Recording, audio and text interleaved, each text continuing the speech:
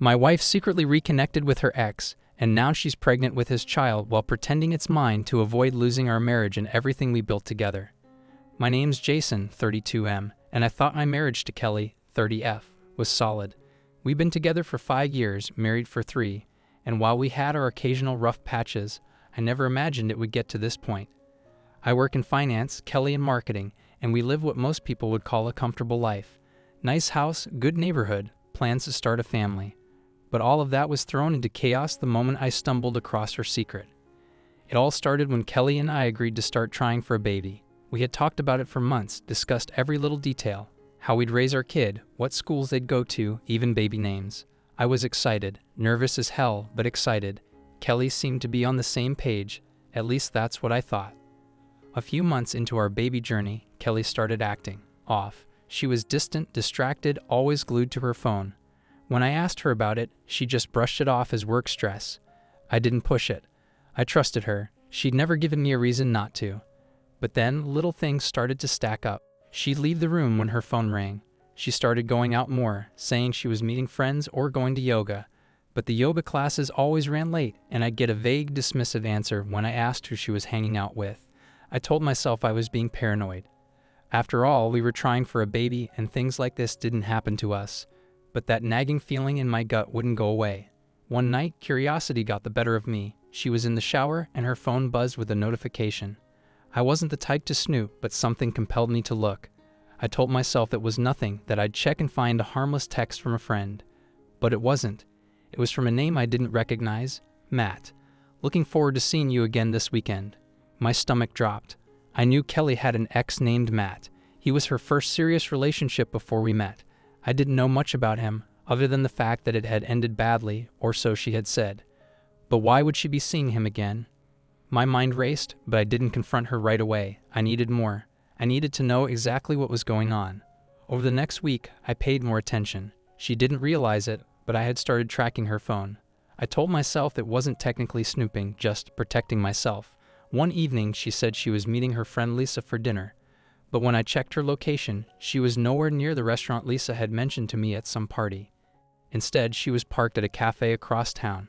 I decided to drive there to see for myself what was going on. When I got there, I saw them through the window, Kelly and Matt, sitting across from each other, deep in conversation. They were laughing, leaning in close, and it didn't look like a reunion of old friends. It looked like something more. My heart pounded in my chest, the kind of pounding that makes you feel like you're going to throw up. I wanted to barge in, confront her right then and there, but I couldn't. I felt paralyzed, frozen by the shock of what I was seeing. Instead, I drove home and waited for her to return. When she came back that night, she acted like nothing was wrong. She kissed me on the cheek, asked how my day was, and pretended like everything was fine. I could feel the bile rising in my throat, but I held it down. I needed more information before I could confront her. Something told me this wasn't just a simple reconnection with an ex. Something deeper was happening, and I needed to know exactly what before I made a move. A couple of weeks later, Kelly told me she was pregnant. She seemed ecstatic, beaming with joy as she showed me the positive test. My heart should have soared with happiness, but all I felt was dread. I couldn't shake the feeling that something was terribly wrong, that the baby she was carrying might not even be mine. I knew I had to confront her, but I was scared. Scared of what she might say, scared that everything I thought I knew about our life was a lie. For the next few days, I avoided the topic of the pregnancy. I feigned happiness when she brought it up. But deep down, I was spiraling. I had so many questions, but I couldn't bring myself to ask them. I needed proof, something concrete to confront her with. So I started digging deeper. I went through her phone when she wasn't looking, checked her emails, even hacked into her social media accounts. What I found made my blood run cold. There were dozens of messages between her and Matt, spanning back months. They weren't just friendly chats, they were intimate. They talked about meeting up, reminisced about their old relationship, and worse, they discussed the possibility of a future together. Matt even mentioned that he couldn't wait for their baby to arrive. That's when it hit me. This wasn't just an affair, this was something much worse. Kelly was pregnant with Matt's child, and she was pretending it was mine. I felt sick, like the ground had disappeared from beneath my feet. Everything I had ever known about our relationship was a lie. I didn't know who Kelly was anymore. The woman I married, the woman I thought I'd spend the rest of my life with, had betrayed me in the worst possible way, and now she was trying to pass off another man's child as mine. That night, as I lay in bed next to her, I couldn't even look at her. I felt disgusted, betrayed, and completely lost. How was I going to confront her? How was I going to tell her I knew everything? And what was I going to do when she confirmed my worst fears? I spent the next few days in a haze, barely able to function. The betrayal was suffocating. Everywhere I looked, it felt like I was seeing my life through a warped lens, one in which everything had been a lie. I had loved Kelly deeply, but now I felt like I was living with a stranger. The woman who slept beside me wasn't the person I thought I had married, and that realization tore me apart. But the more I waited, the angrier I got. I couldn't just sit by and let her get away with this. Pretending that everything was okay wasn't an option anymore. I had to confront her, even if the truth ripped apart whatever was left of our marriage. I needed answers. It was a Friday night, and I knew I had to do it before the weekend. If I didn't, I'd spend the entire time spiraling. So I waited until after dinner when we were both sitting on the couch. Kelly was scrolling through her phone, probably texting Matt for all I knew, while I sat there seething. I couldn't take it anymore. "Kelly," I said, my voice surprisingly calm, "we need to talk." She looked up, surprised by the sudden seriousness in my tone. "What's up?" she asked, putting her phone down on the coffee table. I took a deep breath, my heart racing. "I know about you and Matt." The color drained from her face. For a second, she didn't say anything. She just stared at me, her eyes wide, like a deer caught in headlights. "What are you talking about?" she asked, but her voice wavered. She was trying to play dumb, but I could tell she was panicking inside. "Don't lie to me," I said, my voice rising. "I know you've been seeing him behind my back. I've seen the messages. I know about the baby." Kelly's mouth opened and closed like a fish out of water. She looked completely blindsided, as if she hadn't expected me to ever find out. "You've been pretending this baby is mine, haven't you? But it's not, is it? It's Matt's."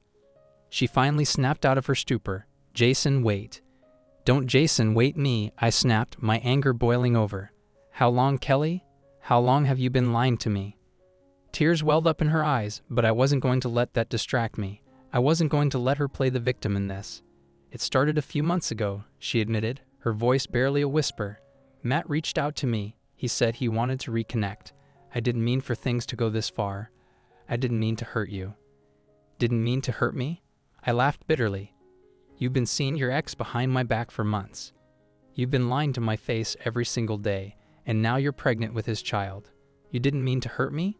How did you think this would end?" She broke down then, sobbing into her hands. I felt no sympathy. All I could feel was anger and betrayal, like a fire burning in my chest. I had loved her, trusted her, and this was how she repaid me. "I didn't know what to do," she cried. I thought if I could just pretend. I thought you wouldn't find out." "That's your plan?" I spat. "Just pretend the baby is mine and hope I never figure it out? You're unbelievable, Kelly. How could you do this?" She wiped at her tears, looking up at me with puffy red eyes. "I was scared, Jason. I didn't want to lose you." I stood up, pacing the room. I felt like I was going to explode. "Scared? You're scared of losing me, and your solution is to cheat on me with your ex and get pregnant by him? That doesn't make any sense." Kelly stood up too, her hands trembling as she reached out to me. "Jason, please, I love you. I don't want to lose you. We can fix this, we can work through this. I'll cut things off with Matt. We can raise the baby together." I couldn't believe what I was hearing. She wanted me to raise another man's child? After everything she had done, she still thought we could salvage this. "Are you serious?" I asked, incredulous. "You want me to raise Matt's baby and pretend like everything's fine?" She nodded, wiping at her tears. "We can still be a family, Jason. We built a life together. I don't want to throw it all away." I shook my head, laughing bitterly again. "The life we built together is already gone, Kelly. You destroyed it the moment you decided to start seeing Matt again. There's nothing left to save." Her face crumpled, and she collapsed back onto the couch, sobbing uncontrollably. I wanted to feel something for her, but all I could feel was numb. The woman I had loved was gone, replaced by someone I didn't even recognize. "Get out," I said, my voice cold and final. She looked up at me, her eyes wide with shock. "What?" I said, "Get out," I repeated. "I can't do this anymore. I can't even look at you. Pack your things and leave. Go to Matt if you want. I don't care. Just get out." "Jason, please," she begged, but I wasn't going to budge. "I'm done, Kelly. I'm done with the lies, the betrayal, all of it. I can't trust you anymore. You need to leave." She cried harder, but I didn't move. I just stood there, waiting for her to finally accept it. After what felt like hours, she slowly stood up and walked to our bedroom, tears streaming down her face. I heard her moving around, packing her things into a suitcase, and I felt nothing. I didn't even care that I was losing her anymore. I was too broken, too betrayed to feel anything at all. As she walked out of the house with her suitcase, she stopped at the door and turned to me one last time. "I'm sorry, Jason," she whispered, her voice breaking. "I really am." I didn't respond. I just watched as she walked out of my life, leaving me alone with the wreckage of everything we had built together. The moment Kelly walked out of the house, I felt an eerie silence settle in. For the first time in years, I was alone. But it wasn't a peaceful kind of solitude, it was the kind that presses down on your chest, making it hard to breathe. I stared at the door for what felt like hours, replaying everything that had just happened. It was surreal, almost like it had happened to someone else. But it wasn't someone else, it was me.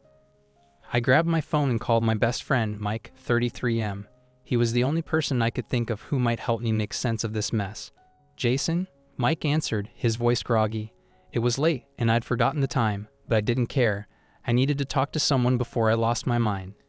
"Mike, man, Kelly's gone," I blurted out, the words tumbling out of my mouth before I could even think. "What? What do you mean she's gone?" Mike asked, now wide awake. "She's been cheating on me," I said, the anger rising again. "With Matt? And she's pregnant. It's his." There was a long pause on the other end of the line. I could hear Mike's breathing, but he wasn't saying anything. Maybe he was just as shocked as I was. "Jesus, Jason. I don't even know what to say. Matt? That guy's a piece of asterisk. I knew he was bad news the moment I met him." "Yeah, well, I didn't," I muttered bitterly. "She's been lying to me this whole time, and now she's trying to pass his baby off as mine. Can you believe that? She wanted me to raise his asterisk-ing kid." "Unbelievable," Mike said, his voice full of disgust. "What are you going to do now?" "I told her to leave. She's gone. But I don't know, man. I'm just so angry. I feel like an idiot for trusting her."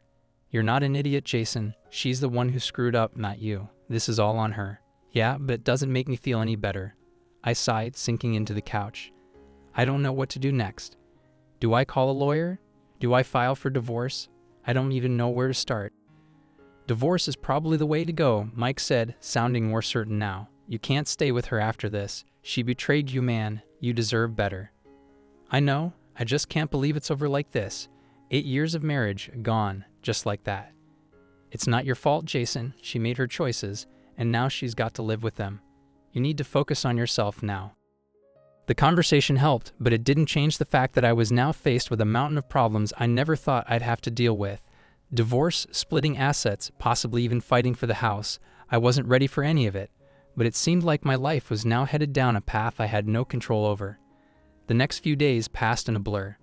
I threw myself into work, trying to avoid thinking about Kelly, but it didn't help. Every time I came home, the house felt emptier, colder. I hadn't told anyone about what had happened yet, aside from Mike. Part of me didn't want to deal with the questions and the pity looks from friends and family. But that was all about to change. One evening, I got a message from a mutual friend of ours, Sarah, 31F. She asked if everything was okay between me and Kelly. I froze when I saw the text. How did she know something was wrong? I hadn't told anyone except Mike. "What do you mean?" I replied, my heart racing. Sarah's response came quickly. "Kelly's been telling people that you've been really controlling lately and that she had to leave because you were making her life miserable." I couldn't believe what I was reading. Kelly was spinning the story to make me look like the bad guy? She had been the one cheating, lying, and now she was telling people that I was controlling? That I had driven her away? I felt a wave of rage wash over me. I grabbed my phone and texted Mike, explaining what Sarah had just told me. "She's really doing that?" "Unreal," Mike replied. "She's trying to make herself the victim." Typical cheater move. "I can't believe it," I typed furiously. "She cheats on me, gets pregnant with another man's kid, and now she's telling people I'm the problem." "She's trying to cover her own asterisk, Mike said. "She doesn't want to look like the bad guy, so she's throwing you under the bus. It's F asterisk it up, but it happens all the time." I was seething. Kelly wasn't just destroying our marriage, she was trying to destroy my reputation too. And the worst part? I knew some people would believe her. Kelly had always been good at playing the sweet, innocent woman. She could turn on the waterworks and make people feel sorry for her with ease. I wasn't going to let her get away with it. I called my lawyer the next morning and started the process of filing for divorce. If Kelly wanted to paint me as the villain, I wasn't going to take it lying down. I'd fight back. I'd protect myself, my assets, and my name. But the worst was yet to come. A few days later, I got a call from Kelly. I almost didn't answer. Curiosity got the better of me. I wanted to know what she had to say now. "Jason, I just wanted to talk," she said, her voice soft, almost apologetic. "What do you want, Kelly?" I asked coldly. I don't want things to get ugly between us," she said, her voice trembling slightly. "I know I messed up, but we don't have to make this worse than it already is." "Oh, now you're worried about things getting ugly," I scoffed. "After you cheated on me, got pregnant with Matt's kid, and lied to my face for months? You've already made it ugly, Kelly." She was silent for a moment, then spoke again. "I didn't want to hurt you, Jason. I didn't mean for this to happen. Didn't mean for it to happen," I snapped. "You chose this, Kelly. You chose to lie to me, to betray me. Don't act like this was some accident." "I'm sorry," she whispered, her voice barely audible. "I'm done with your apologies," I said, my voice hard. "You can tell your sob story to whoever you want, but I'm not playing along anymore. We're done, Kelly." I'd already filed for divorce. Her breath hitched on the other end of the line. "Divorce? Jason, please." "No, I'm not doing this with you anymore. You made your choice. Now you have to live with it." I hung up before she could say another word. After I hung up the phone with Kelly, a strange calm settled over me. I had finally said what needed to be said. For the first time since all of this started, I felt like I had some control back. But that sense of control didn't last long. The next morning, I woke up to an onslaught of notifications on my phone. At first, I thought it was just work-related emails or the usual junk mail. But when I opened up my social media, my stomach dropped. There were dozens of comments on my latest posts, and most of them were vicious. People were calling me all kinds of names: controlling, manipulative, a monster. At first, I didn't understand where this was coming from. Then I saw it, a lengthy post from Kelly's account. She had gone public with her version of events, spinning the story to make it seem like I was the villain. In her post, she painted me as a controlling, emotionally abusive husband who had pushed her to the brink. She claimed that I had driven her into the arms of another man, that I had neglected her needs, and that I had been cruel and unkind. She even hinted that I had been the one who pushed her to lie about the pregnancy, insinuating that I'd been desperate to keep our marriage together, no matter the cost. I couldn't believe what I was reading. The comments on her post were full of support, people offering their condolences, calling her brave for speaking out, telling her she deserved better. And, of course, they were demonizing me in the process. My blood boiled as I scrolled through the endless stream of comments, each one more infuriating than the last. "She's playing the ******ing victim," I muttered to myself, shaking with rage. I had been the one who was betrayed. I had been the one left in the dark while she carried on her affair behind my back. And now she was dragging my name through the mud, turning our mutual friends and even some of my family members against me. I didn't know what to do. Part of me wanted to fire back with my own post, to tell the world what really happened. But then I hesitated. I knew that getting into a public war with Kelly wouldn't end well for either of us. The more we aired our dirty laundry in front of everyone, the messier it would get. But at the same time, I couldn't just sit back and let her destroy my reputation. Before I could decide what to do, my phone rang. It was Sarah, the mutual friend who had reached out to me earlier. I hesitated for a moment, not sure if I wanted to answer. But I needed to know what people were saying about me. "Jason, I just saw Kelly's post," Sarah said the moment I answered. Her voice was full of concern. "Is any of that true? She's making it sound like you were the one who drove her to cheat." I sighed, running a hand through my hair. "No, Sarah, none of it's true. She's just trying to cover her *****. She doesn't want people to know what really happened, so she's twisting the story to make herself look like the victim." "I figured as much," Sarah said, her tone softening. "I just didn't know what to believe. I mean, you've never been controlling, not in the years I've known you. But she's being really convincing." "She's good at that," I muttered bitterly. "She's always been able to manipulate people when she needs to." "I don't know, Jason. People are already talking. It's starting to spread." That was exactly what I had feared. Once a story like this starts to spread, it takes on life of its own. Even if I tried to correct the narrative, people would believe what they wanted to believe. Kelly had always been good at making herself look like the sweet, innocent girl next door. No one would suspect that she had been capable of something like this. "I don't know what to do," I admitted. "I feel like if I try to defend myself, it'll just make things worse." "You're probably right," Sarah agreed. "But you can't just let her drag your name through the mud like this. You have to do something." "I don't know what," I replied, my voice heavy with frustration. "It feels like no matter what I do, she's already won." But then Sarah said something that caught me off guard. "Maybe you should reach out to Matt." The suggestion hit me like a punch to the gut. Matt, the man who had ruined everything. The last thing I wanted to do was talk to him. But as much as I hated the idea, it made sense. If anyone knew what really happened, it was him. And if I could get him to admit the truth, maybe I could salvage my reputation. "Are you serious?" I asked, incredulous. "You think he's going to help me? He's the one who got her pregnant." "I'm not saying it'll be easy," Sarah said. "But maybe he feels guilty. Maybe he'll want to clear his conscience. You don't know until you try." The idea of confronting Matt made my skin crawl, but Sarah was right. If I wanted to set the record straight, I needed something more than just my word against Kelly's. I needed proof. And maybe, just maybe, Matt would be willing to give it to me. After I hung up with Sarah, I spent the rest of the day going back and forth in my mind, debating whether or not I should reach out to him. The thought of speaking to him filled me with rage, but the more I thought about it, the more I realized that he was my only chance. Finally, after hours of internal debate, I picked up my phone and sent him a message. It was short and to the point. "We need to talk. Meet me at the bar tonight, 7 p.m. I didn't expect him to respond right away, but to my surprise, his reply came almost instantly.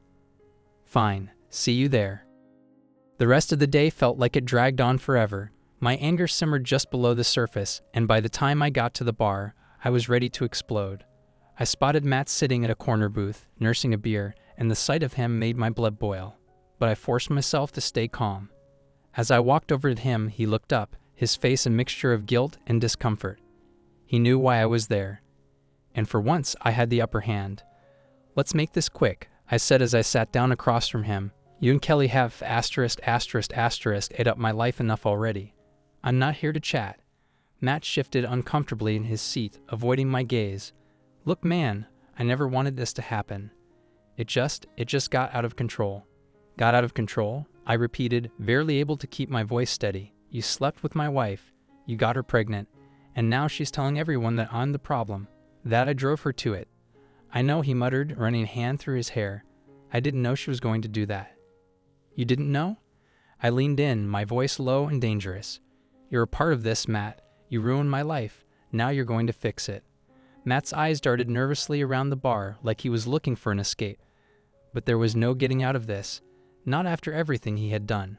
I could feel the tension between us, thick and suffocating, as we sat in silence for what felt like an eternity. My hands were balled into fists, my nails digging into my palms, but I kept my voice steady. "You're going to tell the truth, Matt," I said, my voice cold and unforgiving. "You're going to admit that you and Kelly planned this whole thing behind my back, and that she's been lying to everyone." Matt swallowed hard, looking like a cornered animal. "Look, Jason, I'm sorry, okay? I never meant for it to go this far. Kelly and it just happened. I didn't think she'd turn it into this big mess." I leaned in closer, my voice a low growl. "You think saying sorry is going to fix this? You've ruined my life. You both have. I don't care what your excuses are. I don't care if you think it just happened. You've it up, Matt, and now you're going to make it right." Matt flinched, but he didn't say anything. He just stared down at his beer, avoiding eye contact. I could see the guilt written all over his face, but it wasn't enough. Not after everything I had been through. I reached into my pocket and pulled out my phone, setting it on the table between us. "You're going to record a confession," I said, my tone leaving no room for negotiation. "You're going to admit to everything. How you and Kelly started this affair, how she's been lying to our friends and family, and you're going to say it clearly, so there's no room for doubt." Matt's eyes widened, and for a second I thought he was going to refuse, but then he glanced around the bar again, probably realizing that he had no other option. His shoulders slumped in defeat. I can't," he muttered. "Kelly will kill me." I slammed my fist on the table, causing several heads to turn our way. Kelly is already *****ing killing me, I hissed. She's out there, telling everyone that I'm the one who ruined our marriage, that I'm some controlling psycho who drove her into your arms. And what am I supposed to do, huh? Just sit back and let her get away with it. Matt shrank back, looking like a child caught in the act. He was pathetic, really. All this time, I had imagined him as some kind of mastermind, plotting behind my back with Kelly. But now that I saw him like this, small, spineless, and weak, I realized he was just another pawn in her game. "I'll tell the truth," he finally muttered, his voice barely above a whisper. "But I'm not doing it on camera. I can't." I glared at him, tempted to flip the table and walk out, but I forced myself to stay calm. I needed his confession, whether it was on camera or not. I needed something to clear my name, to put an end to Kelly's lies. "Fine," I said through gritted teeth, "but you're going to admit it, right now in front of me. And you're going to stick to the story when people ask. You got that?"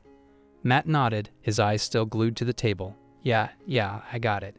He took a deep breath, running his hand through his hair again, before finally speaking. "Kelly and we've been seeing each other for a while now. It started before you two were having problems. She told me she wasn't happy, that you were distant, and that you didn't care about her anymore." My jaw clenched, but I stayed silent, letting him continue. "She said it was only going to be a fling, that it didn't mean anything. But then things got serious. She told me she was thinking about leaving you, but she didn't want to ruin your reputation, so we kept it a secret." Matt paused, glancing up at me for the first time since we'd sat down. "I didn't know she was going to start spreading lies about you, man. I swear, that was all her. She wanted to make sure that if things went south, she'd come out on top. She said people would believe her if she made you look like the bad guy." I clenched my fists tighter, my knuckles turning white. "And the baby?" I asked, my voice barely a whisper. Matt looked away again, his face pale. "It's mine," he admitted. "She didn't want you to know, so she convinced me to keep quiet about it. But I didn't think it would go this far. I didn't think she'd lie to you like that." The rage that had been simmering inside me finally boiled over. I stood up from the table, my chair scraping loudly against the floor. "You didn't think?" I spat. "You didn't *****ing think? You ruined my life, Matt. Both of you did, and now you're sitting here, acting like you're the victim." Matt flinched, but he didn't say anything. He just sat there, staring down at his beer, his guilt written all over his face. I took a deep breath, trying to calm myself down. There was no point in losing it now. I had what I came for, a confession. It wasn't on tape, but it was enough to confront Kelly. I could finally expose the truth. "I'm done with you," I said, my voice cold and final. "You're going to tell everyone the truth. And if you don't, I will. And trust me, Matt, I'll make sure everyone knows exactly what kind of scumbag you are." Without waiting for a response, I turned and walked out of the bar. I didn't care what he had to say. I was done. When I got home, I found Kelly sitting on the couch, scrolling through her phone. She looked up when I walked in, her face twisted into a smug smile. "Oh, you're back," she said, her voice dripping with sarcasm. "What, no dinner with Matt?" I didn't respond. Instead, I walked straight up to her, pulling my phone out of my pocket and hitting record. "What are you doing?" she asked, her smile faltering. "I know everything," I said, my voice low and steady. "Matt told me everything. The affair, the lies, the baby, and now you're going to tell everyone the truth." Kelly's face turned pale, and for the first time, I saw fear in her eyes. "Jason, you don't understand." "No," I cut her off. "You don't understand. I'm not going to let you destroy me. You've been playing the victim for long enough, but now everyone's going to know what kind of person you really are." She opened her mouth to argue, but I didn't give her the chance. I hit the stop button on the recording and sent it to every single person she had lied to. Our friends, our family, even her coworkers. I wasn't going to sit back and let her ruin my life anymore. Kelly stared at me, her mouth hanging open in shock. You can't do this," she stammered. "People will hate me." "They already do," I said coldly, "but now at least they'll hate you for the right reasons." With that, I turned and walked out of the room, leaving her to deal with the fallout of her own actions. I didn't know what the future held for me, but I knew one thing for sure: I was finally free.